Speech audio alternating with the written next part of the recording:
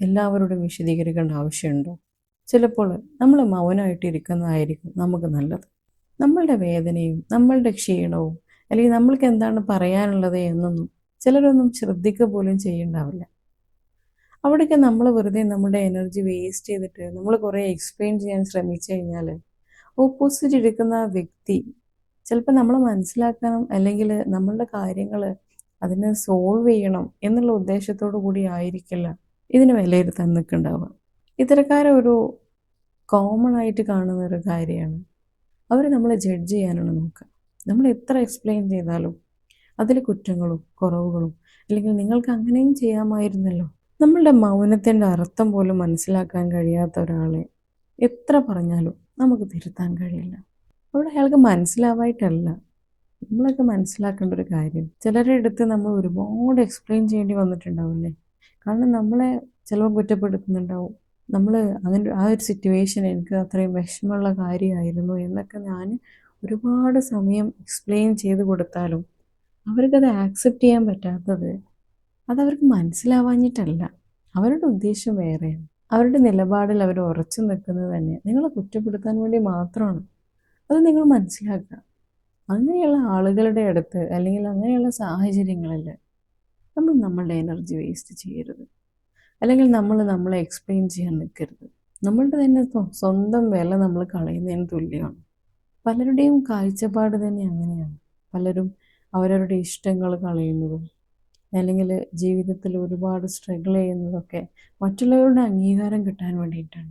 നമ്മൾക്ക് എന്തെങ്കിലും ഒരു ബെനിഫിറ്റ്, നമുക്ക് എന്തെങ്കിലും ഒരു ഹാപ്പിനെസ് തരുന്ന കാര്യമാണെന്നുണ്ടെങ്കിൽ നമ്മൾ സ്ട്രഗിൾ ചെയ്യുന്നതുകൊണ്ടോ അല്ലെങ്കിൽ നമ്മളുടെ ചെറിയ ചെറിയ ഇഷ്ടങ്ങൾ മാറ്റി വെക്കുന്നതുകൊണ്ടോ ഒന്നും ഒരു കുഴപ്പമില്ല.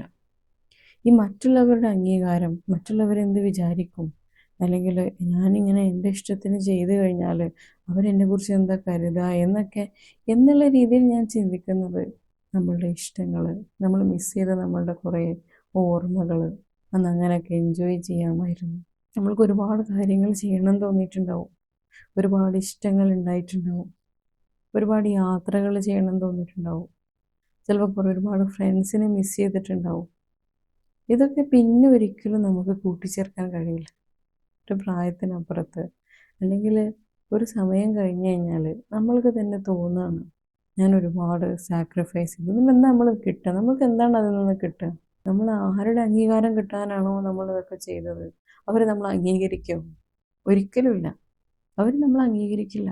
നമ്മൾ അംഗീകരിക്കുന്ന ആളുകൾ അല്ലെങ്കിൽ നമ്മളെ മനസ്സിലാക്കുന്ന ആളുകൾ അവർ നമ്മളെ കൂടെ എപ്പോഴും ഉണ്ടാവും. അത് നിങ്ങളൊക്കെ ശ്രദ്ധിച്ച് നോക്കിയാൽ മതി. നിങ്ങളുടെയൊക്കെ ലൈഫിൽ എല്ലായിടത്തും ഒരാളെങ്കിലും ഉണ്ടാവും നിങ്ങളെ അംഗീകരിക്കുന്ന, നിങ്ങളെ വില മതിക്കുന്ന, നിങ്ങളുടെ ഇഷ്ടങ്ങളെയും നിങ്ങളുടെ മൂല്യങ്ങളെയും ഒരാൾ നിങ്ങളുടെയൊക്കെ ലൈഫിലുണ്ടാവും.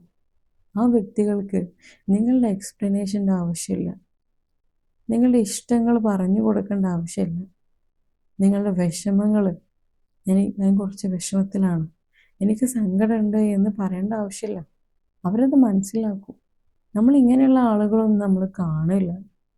നമ്മൾ കാണുന്നത് നമ്മളെ കുറ്റപ്പെടുത്തുന്നവരെയും നമ്മളെ വേദനിപ്പിക്കുന്നവരെയും അവരുടെ പ്രസൻസ് പോലും നമ്മൾക്ക് നെഗറ്റീവായിരിക്കും. എന്നാലും നമ്മൾ അവരെ തേടി നടക്കും.